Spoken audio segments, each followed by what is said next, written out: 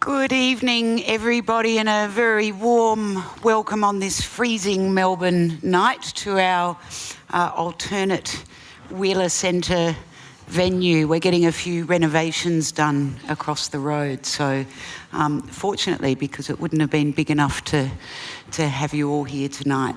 My name's Sally Warhaft, and it's a great pleasure to introduce our guests this evening. Gareth Evans, of course, was a cabinet minister in the Hawke and Keating governments for 13 years and an MP for over 2 decades. Among his portfolios, he was the Foreign Affairs Minister, the Attorney General, and he's most recently been the Chancellor and Honorary Professorial Fellow of the ANU since 2010. Our second guest is not John Hewson, who unfortunately for him, he had to bow out of this event yesterday, and he sends his apologies. Very fortunately for us, we have Greg Sheridan here, and Greg, thank you especially for coming to do this tonight at short notice. Greg is the foreign editor at The Australian, and one of the most influential journalists in the nation, the author of numerous books, and this year got a very well-deserved gong, an Order of Australia, for his services to thinking. Please give a very warm welcome to them both. Thank you. That's pretty impressive. Well, we have these serious heavy hitters here because I, for one, am rather disturbed about the picture of the world at the moment. I feel like I've not known a period of uncertainty as I'm feeling it at the moment in my lifetime, actually. And there are so many questions in so many places about what democracy is and how it should function and so on. So I want to start tonight by going straight to the United States and Donald Trump. Because I honestly feel like if Donald Trump were to win the presidency, and I think people are only just starting to take this seriously, I can't imagine a more disruptive event, actually, that I could think of. And I don't know if anybody saw the editorial in the Washington Post 4 days ago. Absolutely remarkable. So I'd like to hear from both of you, and I'll start with you, Gareth, about what you think is going on with Donald Trump in America and what it would mean if he were to become president. Well, I don't think Donald Trump's going to be winning any awards for thinking anytime soon. If you want a sexist, racist ignoramus, Donald Trump's your man. If you want someone who's going to career around the world like a crazed adolescent, breaking apart all the structures and all the institutions which are giving the world such little stability as it now has, Donald Trump is your man. I mean, he does reflect something that's obviously going on, not only in the United States, but in Western Europe, and to a little extent, at least here in Australia and the other Western democracies. And that is economic pressures giving rise to a sense of alienation, people being left behind, security fears, giving them the urge to run to someone who sounds strong enough, whatever the absence of any specific policies, to deal with those fears.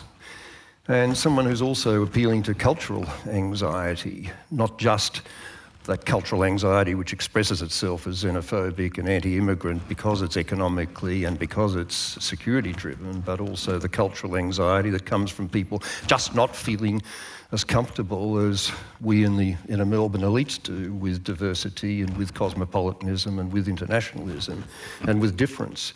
And he's obviously capturing that set of streams that are out there, and doing so because the major parties, which has been the story again elsewhere, we'll no doubt come back to, have just been not meeting those concerns in a way that electorates, voters, or significant numbers of them anyway, have been listening to. So God knows whether he will actually succeed. It can't be assumed that he won't. It absolutely cannot be assumed. The media is going to go on feeding this bubble, with due respect to your lot, Greg, because that's what the media does.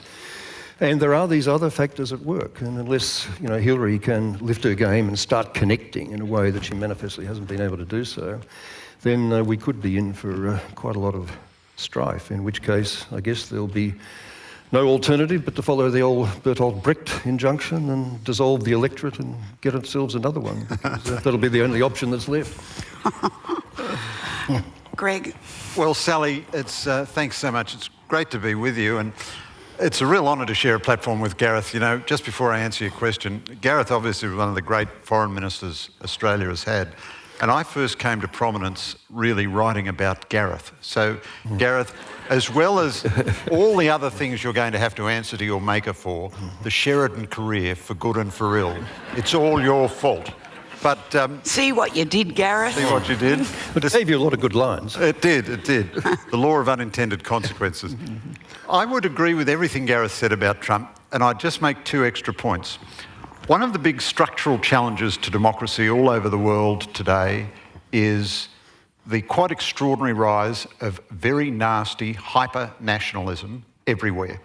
And, one of the great disappointments of Marxism in the 19th and 20th centuries was the way nationalism trumped worker solidarity and proletarian sentiment.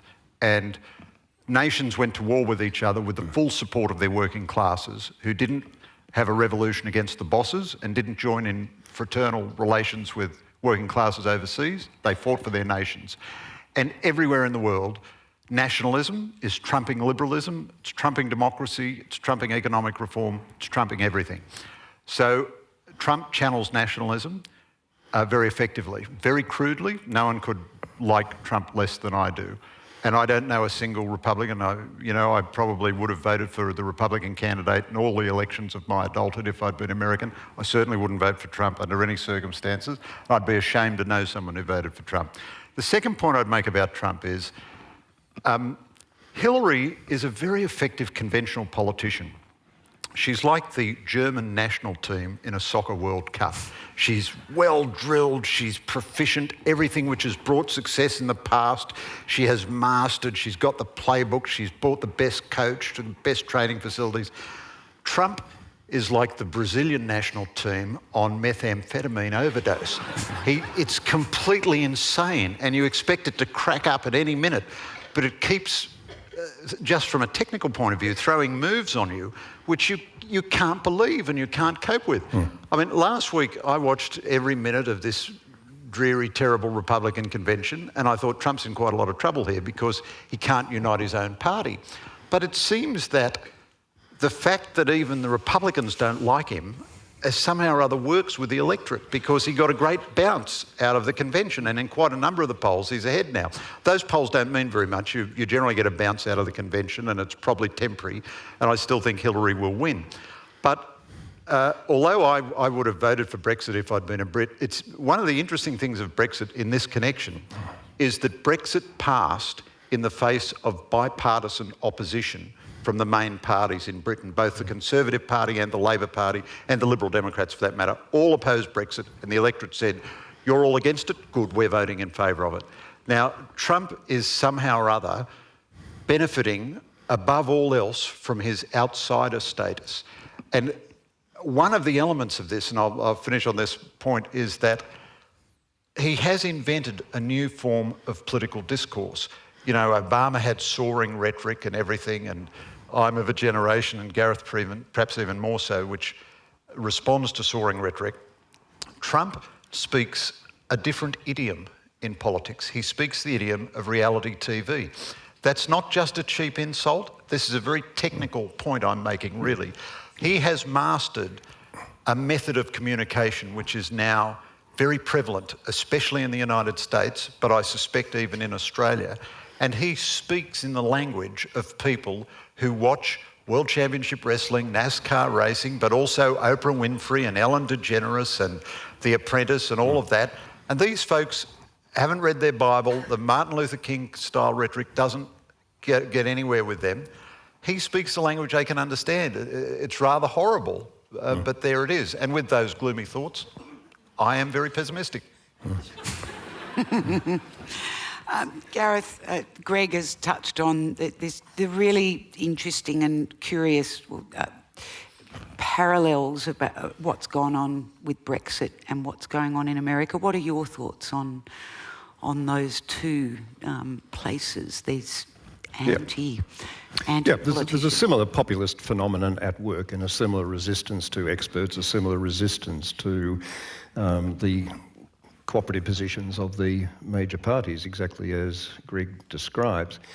You can't just attribute the Brexit stuff to sort of mindless xenophobia, anti-immigrant stuff. I mean, there's a genuine cultural nationalism thing at work there, that sense of British history and pride. There's also a certain understandable distaste. I lived in Brussels for 9 years. I understand about the EU and how people can be resistant to the blandishments of that regulatory empire. There was that at work. There was also obviously the security and the economic dimensions mixed up with the cultural dimension, all running together. But it's part of this larger phenomenon that we do, I think, have to worry about. That not only the problems of democracy generally and illiberal democracy, but also the problems of dysfunctional democracy, where the traditional reliance on the guidance of the major parties, each position to the right of centre or the left of centre, but between them consolidating the vast bulk of community opinion and neither of them diverting too markedly from a rational common position, even though there's obvious differentiation between them. And without, sort of populist surges and winds coming across the top, or without being undermined by miscellaneous single-issue themes and parties and interests. That old model is fast evaporating. And we saw the results of it in Brexit. We may be seeing something like this happen in the United States, God help us. And we're seeing a little bit of it here in Australia, this dysfunctionality problem with our democracy based on the moving away of support from the major parties, the moving away of confidence that the major parties, either individually or between them, can deliver all the right policy solutions, and a reliance on other forms of emotion and ideological attachment to pursue other goals that are not necessarily at all in the best interests of the country at large. Before I move on, I just want to ask you one little insider question as a former foreign minister. How would the government be preparing for a possible Trump victory? Sort of hiding under the table, I think, is the only possible option. No, this government puts everything on the table. I mean, their hope will be that the deadlocks inherent in the American political system and the impossibility of doing anything in the context of Congress sort of legislatively will stop one whole lot of sort of madness of that kind. And they will also be hoping that there'll be sufficient, sort of adult opinion around in the State Department and the other, departments of state, not completely turned over at the top, of course, as they can be. And they'll hope that there's a bit of, sort of adult advice around in the NSC and the White House. But it'll be more in hope than in expectation. There really will be, and I know there's real concern at the moment, because this is not out of any playbook that anyone has ever dealt with before. This is not your red book and your blue book and this set and that set of different possibilities. This is just a loose cannon, a crazy buffoon cannon, versus, steady, boring, traditional politics. And this is the problem that every country in the world is going to have in dealing with the United States. Except Russia. Except Russia will be very happy indeed, and we're seeing that. Yeah. Well, I think Russia, China and North Korea would all be happy to see Trump win because it means a decline in US influence. But I actually think, Sally, you've asked a really very profound question, and I hope the best policy minds in Canberra are working on this. Because if Trump wins or if Trump loses, we're still going to have to deal with the Trump phenomenon. I mean, will we get our grandfather's Republican Party back? That party which was in favour of free trade, in favour of sensible immigration, in favour of strong defence, forward-leaning American leadership in the world.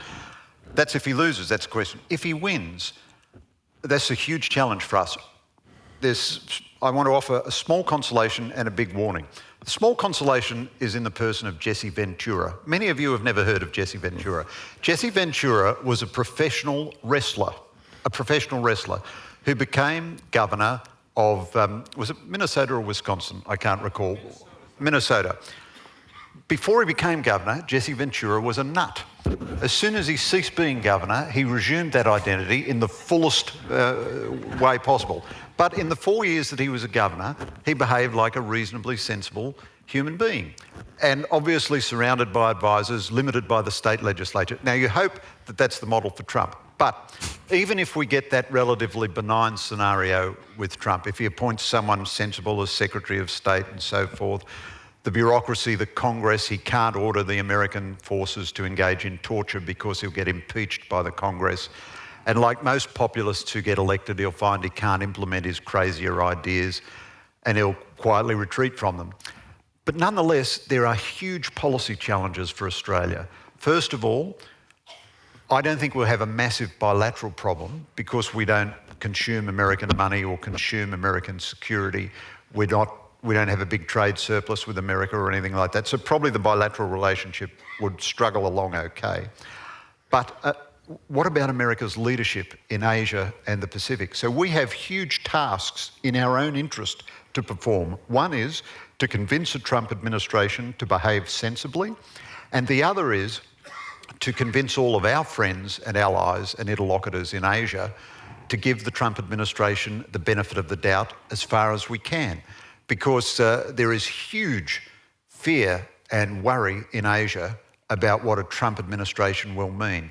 Will he actually follow through on his threat to basically ditch the alliance structures, tell Japan and South Korea to get their own nuclear weapons, stop the commitment to American forward deployments in the region and so on? And we have to be ourselves part of America's irreducible minimum so they don't abandon their alliance with us. And we have to be more energetic and active than we've ever been in mediating their position in Asia. And all of the, and I'll finish on this point, all of the good principled Republicans who've said they'll never have anything to do with Trump probably need to go back on those words and work in a Trump administration in the very unfortunate event that he gets elected, because I would then want the likes of Mike Green and Bob Zellick and so forth to people that administration and keep it as sensible as possible. But of course, much better if he doesn't get elected. In 1989, Francis Fukuyama wrote his famous essay on the end of history, which is, to my mind, I think the Communist Manifesto is looking like it's got longer legs. But in that he argued that liberal democracy was the pinnacle of human politics, and that we could get no better. How is that thesis looking right now, Gareth? Well, it's not looking too flash at all. I mean, for a start, you've got the countries like China, which people had been hoping by now would be moving towards, at least at the grassroots level up, some form of democratisation. That's now going in the opposite direction under Xi Jinping, and as a role model for the rest of the world, has demonstrated it can produce supreme economic results while operating in a totally authoritarian mode. So it's not good for China, and it's not good for the rest of the world either. Secondly, you've got the facade democracies, the Russias, the Cambodias, countries like this, which are just operating with complete distaste for traditional liberal democratic norms. You've got the emergence of the kind of Reichstag democracies that I think we're beginning to see unhappily in Turkey. I mean, unquestionably elected by proper democratic mandate, but using the authority of that mandate now to move in an extremely authoritarian direction. You've got the problem of the illiberal democracies, the Orbáns in Hungary, the Kaczynskis in Poland, the movements that are becoming evident with people coming closer to power, with Le Pen in France and Sweden, and the Netherlands, and also the populist trend that we've been seeing with the UKIP party in the UK, partly manifesting itself in the Brexit result, the populist trend and so on, illiberal trend in the United States with the Trump phenomenon. So you've got all those things at work, and then you've got what I describe as a separate problem, really, a dysfunctional democracy, which is possibly where Australia is moving to at the moment. There's no real sign of illiberalism in Australia on any kind of grand scale. I mean, Hanson's one demonstration of an illiberal stream, which we hope won't go much further. But what we are finding within our democratic system is, as I said before, a move away from that confident reliance on representation through the big bloc traditional parties representing broadly mainstream views, left of centre, right of centre. We're moving away, to a rather obvious dissatisfaction with the capacity of both parties to meet the concerns that real people out there have. That globalisation, digitalisation and all its implications for them economically, they're being left behind. They're not encouraged by, well, we can talk more about this later, they're not encouraged by what they're hearing about exciting and innovative times because they just don't believe there's going to be jobs for them. Service economy may be, aged care may be, but who of our kids wants to be washing out our bedpans as we move into geriatric, old folks' homes? I mean, there's not the jobs there that people want, and there's worry about that. And they're showing that worry in the way that they're voting, and so it's very, very important for what I describe as the dysfunctional trend of democracy, that if we are going to be able to produce the big, correct policy solutions to the big problems of the country, the problems of an ageing population, the problems of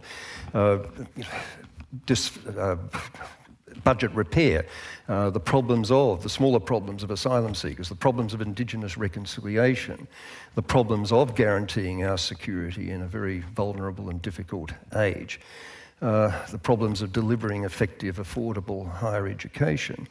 All of these things are policy problems that are not susceptible to instant coffee, single interest group solutions. They do demand a level of higher level policy consensus in the country, and they do demand a capacity to deliver answers. And as we get the kind of election results we've seen with the kind of internal fissures in the Conservative side of politics particularly, and then the reliance on this ragtail and bobtail collection in the Senate. I mean, it used to be described as the bar scene from Star Wars, but God knows how you would describe now the combination of, Xenophons and Lambies and Hinches and, Hansons, and with a few Greens chucked in there as well. I mean, I thought I had nightmares when I was running the place 17 years ago. But so there's this element of dysfunctionality which has got some of the same themes feeding into it as I've characterised, becoming evident elsewhere. So overall, when you put all that together, it's not a happy story at all. I wish I was much more optimistic about it than I am.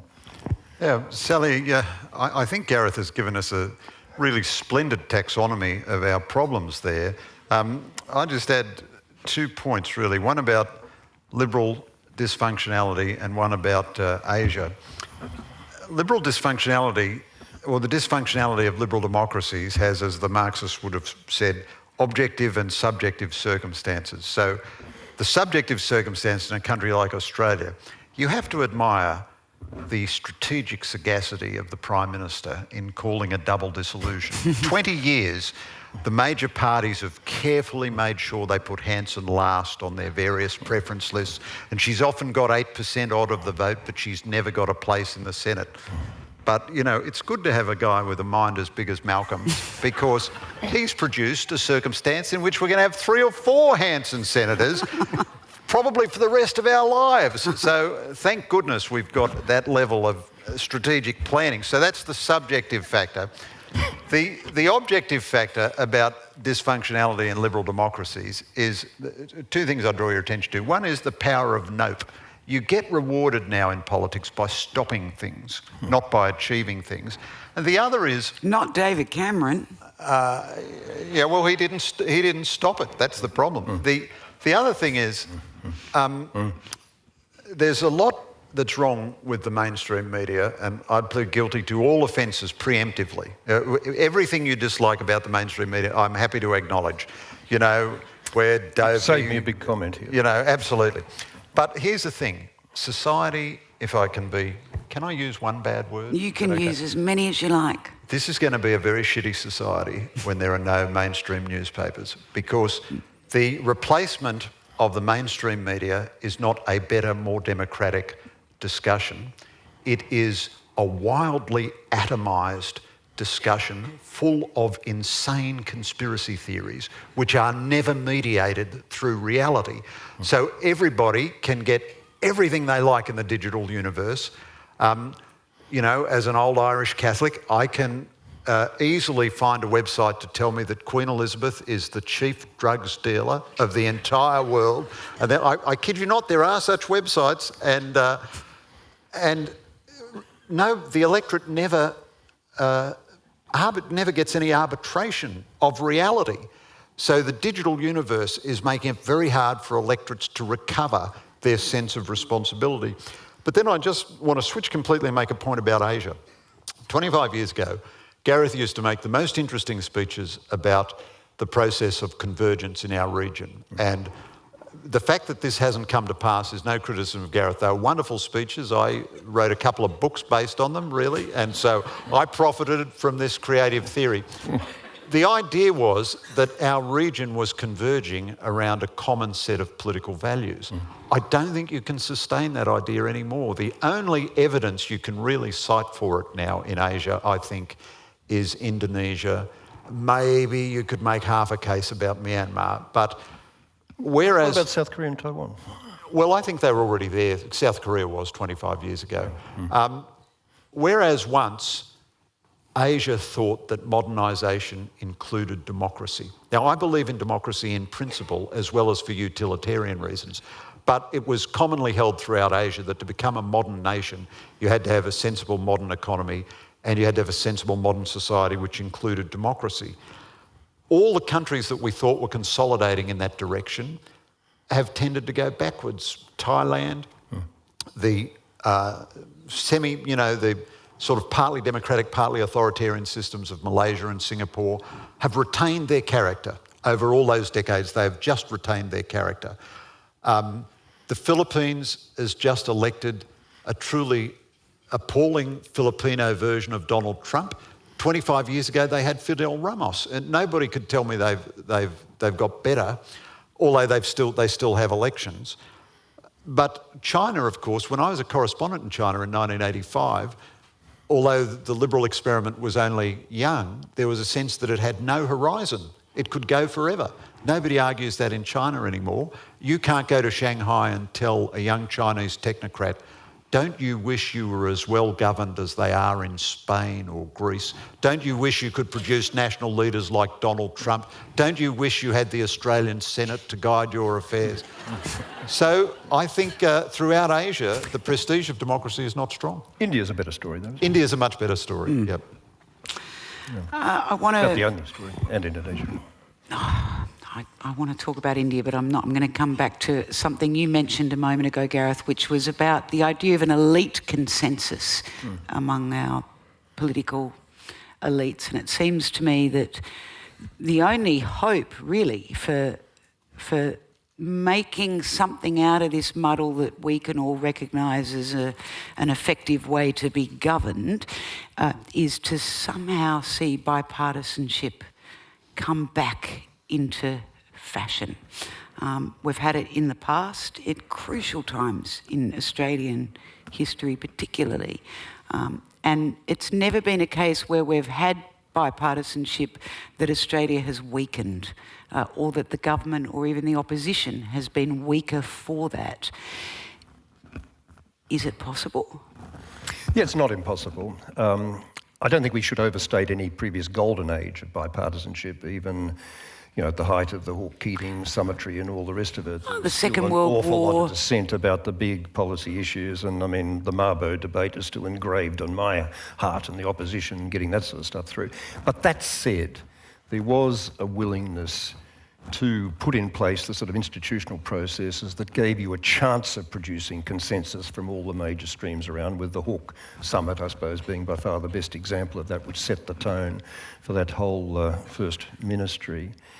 You've also got, I think, now a sense of crisis in both the major parties, that they are going to have to do something to break the mould and recapture the confidence of the wider community. And part of that has got to be producing answers on some of these big problems of governance that I described, budget repair and decent social and welfare policy and all the rest of it.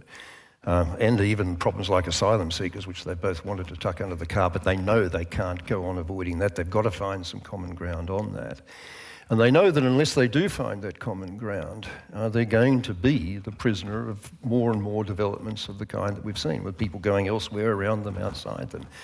And I think, the prospect of execution always concentrates the mind wonderfully. And I think under those circumstances, Malcolm having, fallen so flat on his face, Shorten now being very encouraged, I think, by the fact that, despite the fact that his campaign has been characterised as succeeding because it was negative, I don't think that's an accurate characterisation really at all. It largely succeeded. It certainly got negative towards the end, and both of them were pretty negative, but it was built on a foundation of positives, taking risks on negative gearing, taking risks on some of the budgetary positions they took. And I think both of them are seeing enough polling and talking to enough people to realise that what people want is a bit of statesmanship. They want a bit of compromise. If we can persuade the media to reward compromise in the way they reward gotchas and bloodletting, that would be a big start towards encouraging that kind of atmosphere. I think we can just get there, but it's going to require something more from the major parties. They've got to start listening to what people are saying, what they're telling them. They've got to develop strategies that totally recognise that people are falling behind in this contemporary economy, and that all the tricks of innovation and being exciting and agile are not going to solve the problem for very big chunks of the population, for whom not just globalisation but digitalisation is creating really, really serious anxieties. They've got to start listening. They've got to start thinking about policy solutions which are very different from previous policies. I mean, maybe they've got to start talking about guaranteed minimum income, universal basic income, which is actually being seriously looked at in Canada, in New Zealand, in Finland, a few other places. This is stuff way beyond, outside the policy parameters. But there's enough big problems there, and the need for a new thinking, new listening, and new, more cooperative acting is going to work, I think, to both parties' advantage. They're not going to cut themselves out of a capacity for differentiation when it comes to the next election. You can fight to your heart's content about issues of detail, about how you implement these, grand, necessary policy positions. And there's all sorts of ways you can always differentiate yourself. But the basic storyline has got to be, we're in this together to do some big national problem solving, because if you can't do it in government, Mr. Turnbull, I'm not going to be able to do it in government, Bill Shorten. I'm going to need you, you're going to need me, and between us, we've got to sort of cut through this. And I think we'll see a bit more of that. But then I'm an incorrigible optimist about all sorts of things. And Sally, could I come in on that? Look, this might be the first occasion tonight, and I do this respectfully and with the deepest reluctance, where I might actually have a point of disagreement with Gareth. Now, I'd expect he's right and I'm wrong, but let me just, for the sake of entertainment, offer my point of disagreement. One point about the media and one point about bipartisanism. The media is guilty of all the sins it's accused of, but it's not the media alone which creates gotcha moments. Every time you think the media has done something wicked, probably 99 times out of 100, there has been a politician from the other side ringing up the journalist involved saying, oh, did you see what, blogs from the other party said? By golly. And if you statesman-like or statesperson-like say, no, politician from the other side, I shall not stoop to such base behaviour, the politician will immediately run off to someone else in the media and say, look, I've got a great scoop for you. Look at this gotcha moment.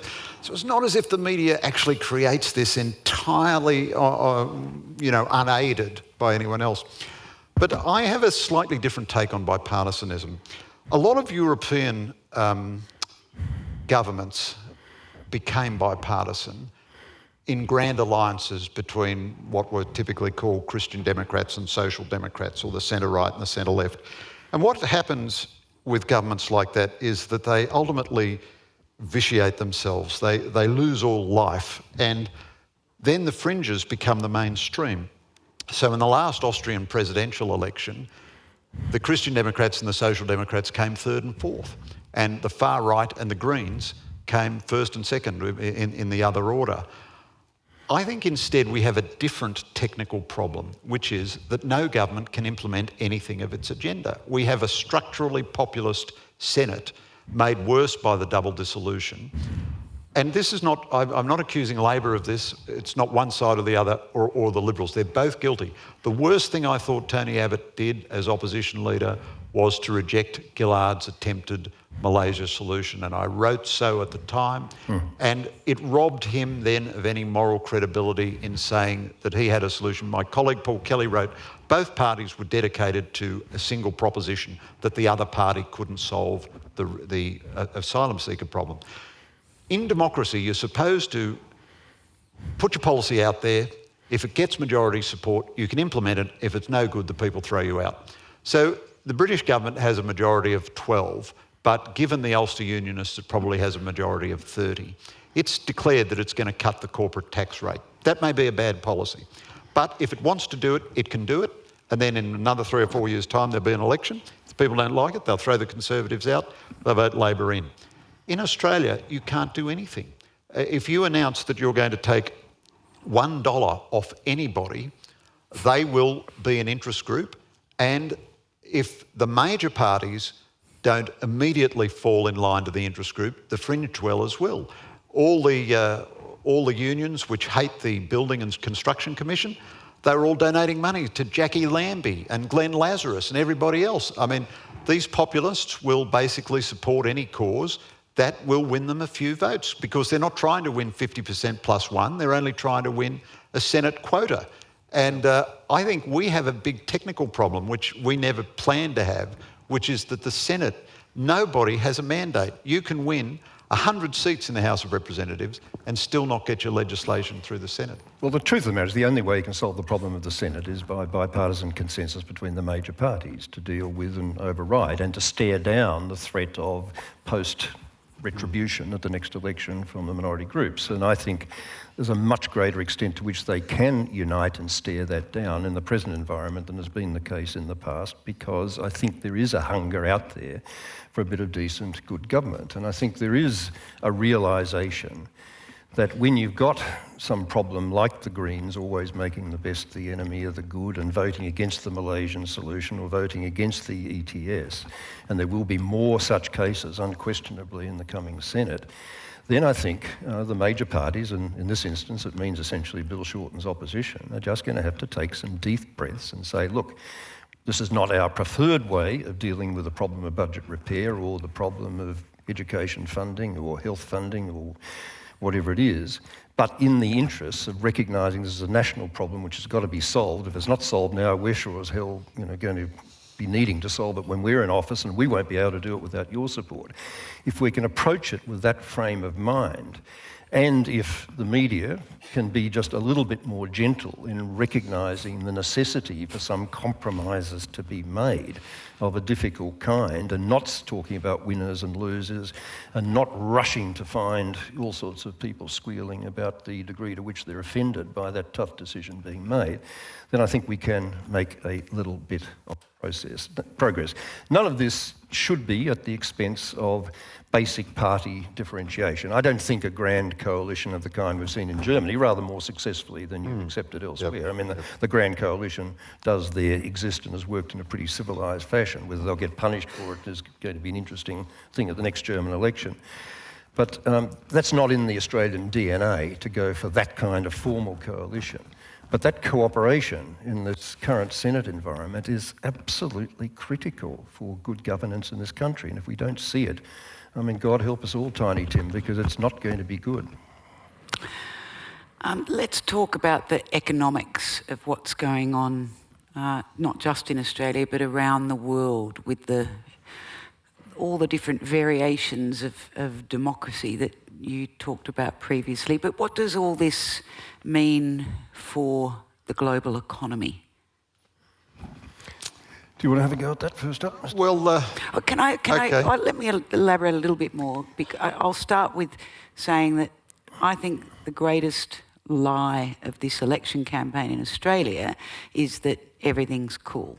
I think to borrow Game of Thrones, winter is coming, and nobody talks honestly about that. Well, there's two reflections I'd offer you, Sally. The first is, when the Americans went through the Great Depression, they didn't do anything more radical than elect Franklin Delano Roosevelt. Now, just let's take one step back and look at Australia. So 2 quick comments, one on Australia, one on the global economy. We now have the longest life expectancy of any human beings in the history of the human race. We have, broadly speaking, the best standard of healthcare any large community has ever enjoyed in the history of the human race.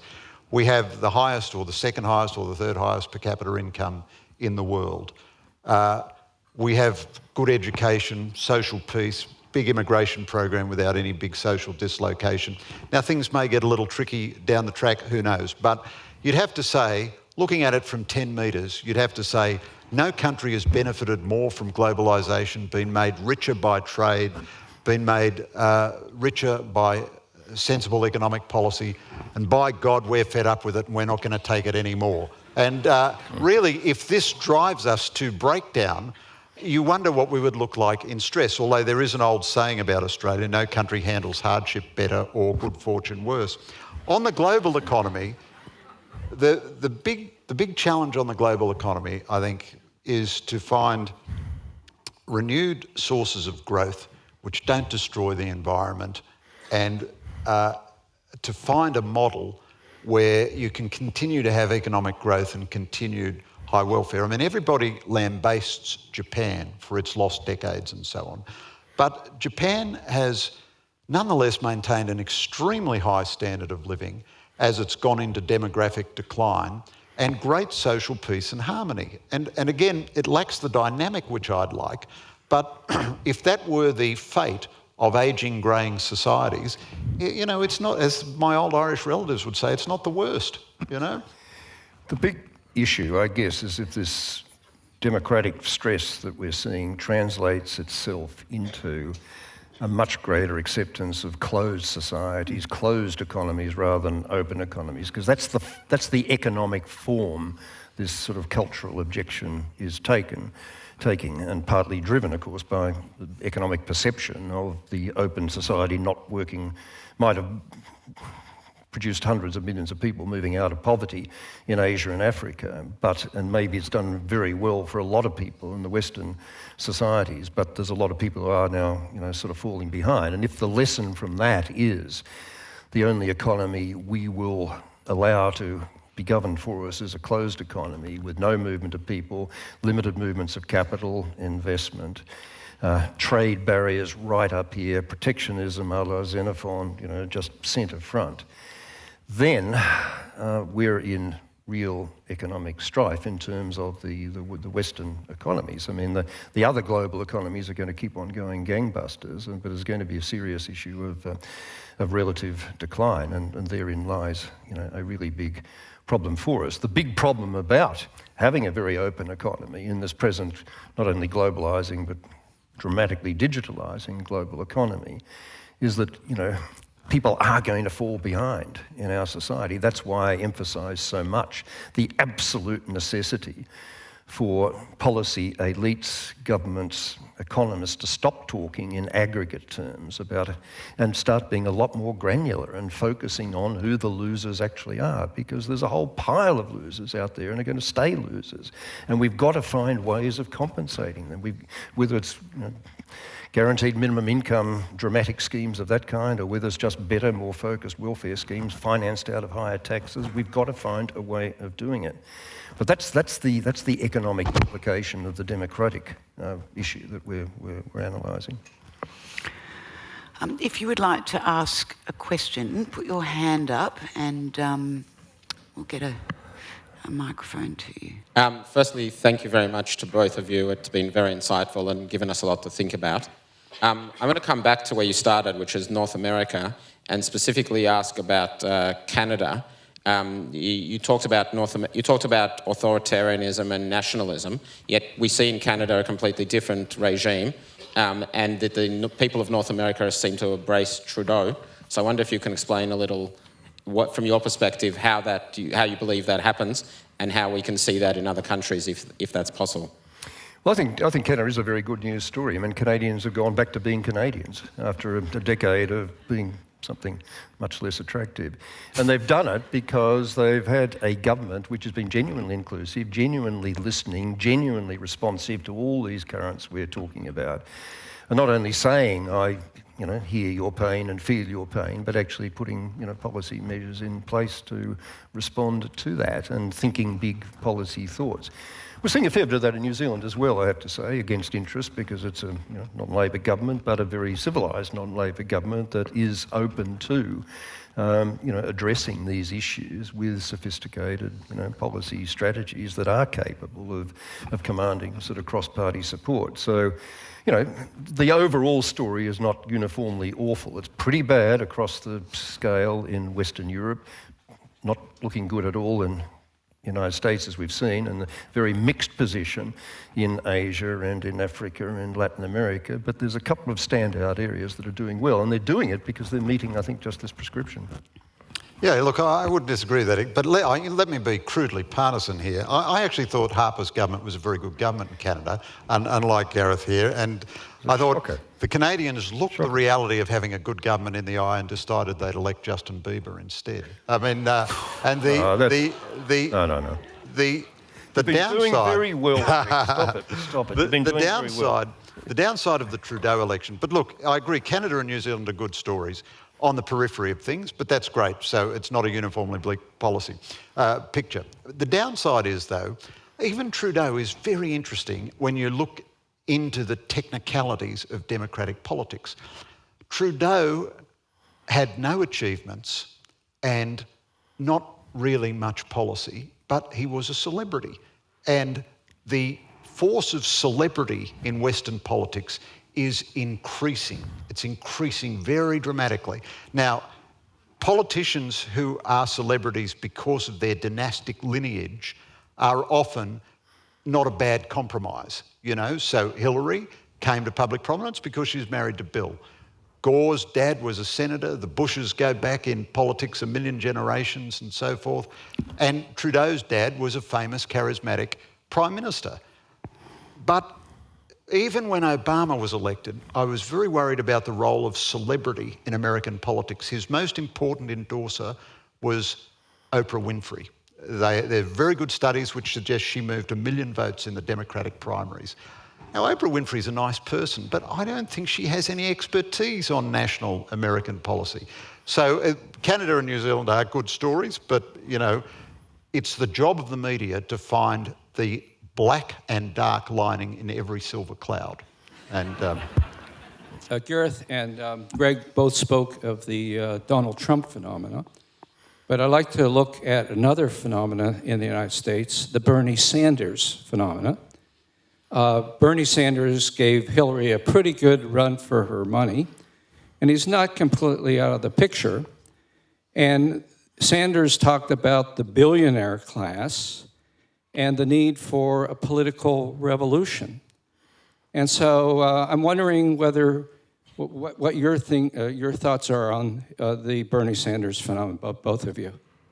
Well, Bernie Sanders obviously did strike a responsive chord, not only talking about those who were losing out through the globalisation, digitalisation sort of economic phenomenon, but also the growing inequality in the country, the way in which those with the right skills were being very richly rewarded. In the case of, sort of managerial class, grotesquely richly rewarded. And that's in a way that's just unprecedented in human history. The ratios of ordinary working income to top incomes are now just grotesquely disparate.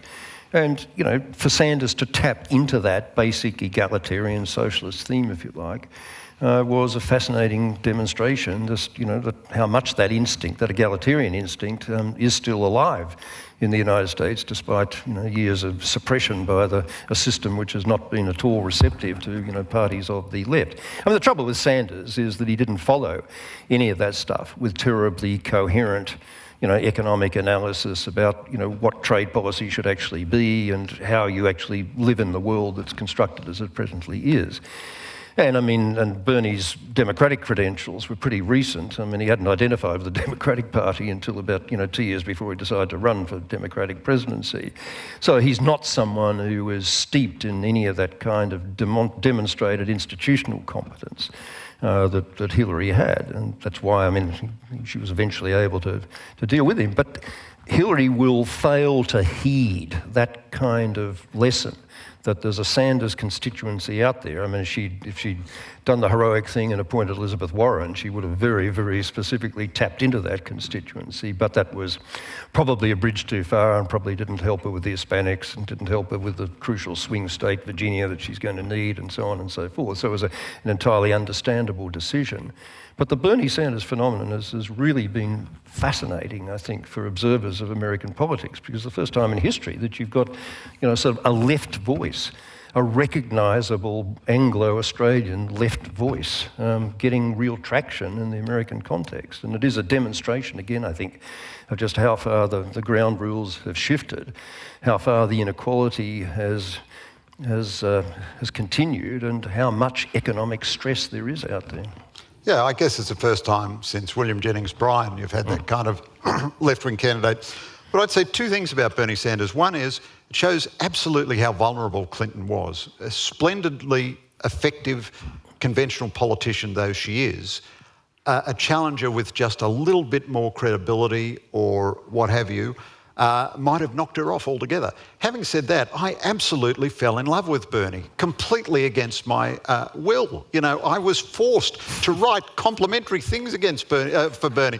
It was a horrible experience, really. This guy took his honeymoon in the Soviet Union, and yet I was there kind of saying, go Bernie, because he was a genuine outsider. He wasn't a fake outsider like Trump. He wasn't worth $1 billion or something.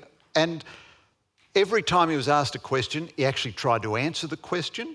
His policies, I think, as Gareth says, were in the end incoherent. The arithmetic doesn't add up. He was going to raise, expenditure and cut the deficit and everything. It didn't all work up. His ideas for breaking up the big institutions of Wall Street weren't properly fleshed out. And a final thought, he produced, and I'll always bless him and thank him for this, the greatest American TV political commercial since Ronald Reagan's It's Morning in America, which was that Simon and Garfunkel ad he had, we're all come to look for America, and which I think he ran in the first primary, Wisconsin. If you haven't seen it, when you get home tonight, Google it, just put Bernie Sanders Simon and Garfunkel ad, and it'll move you to tears, and for 1 second, it'll make you a socialist. They played it today at the Democrat convention. But they did it brilliantly today. They played it today, but with a new ending. In the original commercial, it ends with Bernie. I mean, the guy's 74 years old. You've got to love the geezer, He's wide-haired, and there's 10,000 young people all cheering, Bernie, Bernie, Bernie. And he says, I'm Bernie Sanders, I endorse this ad. The version they played at the convention today, which was brilliant, finishes with him and Hillary on the stage together, and the slogan is, stronger together, or something like that. I mean, this is very good conventional politics, very well done. I loved him today.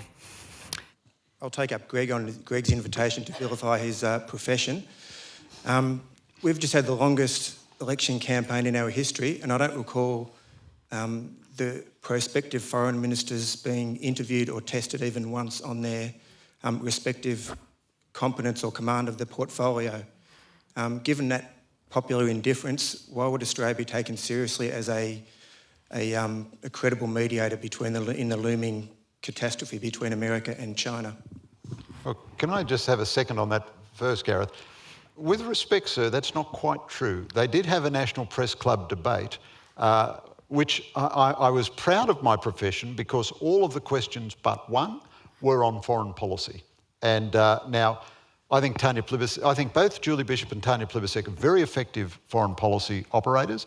I think Julie Bishop has been a very successful foreign minister. And Tanya Plibersek has recognised that the foundations of our foreign policy are bipartisan. And I don't think I wrote enough about her in the last 3 years, but I didn't have a single occasion to criticise her ever. And I don't think she hurt the government, but as Gareth says, that shouldn't be the only measure of the success of a Prime Minister. She certainly did have some areas where she disagreed with the government, on East Timor and so on, but I think they both performed pretty well. But of course, your broader point, there's some truth in it. If it's not a train wreck, it's hard for it to get much coverage. Yeah, there was that debate, and I think they both did pretty well. I mean, Julie Bishop's not a very adventurous or creative foreign minister. He's a very good transactional one, a very good professional one, and highly regarded around the world, and certainly is a very respectable face to put forward. Tanya Plibersek, I think, was quite outstanding in the way in which she got hold of the issues and approached it in a measured and balanced way, which didn't always generate or ever generate the kind of publicity that one might have hoped for the media for good sense, as distinct from ratbaggery, but that's life. In terms of Australia's capacity to play a mediating role between US and China, I mean, I think that's a heroic aspiration, and one that we ought not to, sort of be thinking is the touchstone of how good we are. I mean, Australia, on form, has been a very effective international player, seen as creative and seen as constructive and energetic and capable of finding solutions to a whole bunch of problems, which are not necessarily ones that are of immediate salience for us in terms of immediate security or immediate economic returns, but are very good for us reputationally. I think we can recreate that. I mean, I think Turnbull and Bishop basically get it in terms of a liberal internationalist position. Whether they'll be able to take any such position with the, some of the forces they're dealing with internally is another question.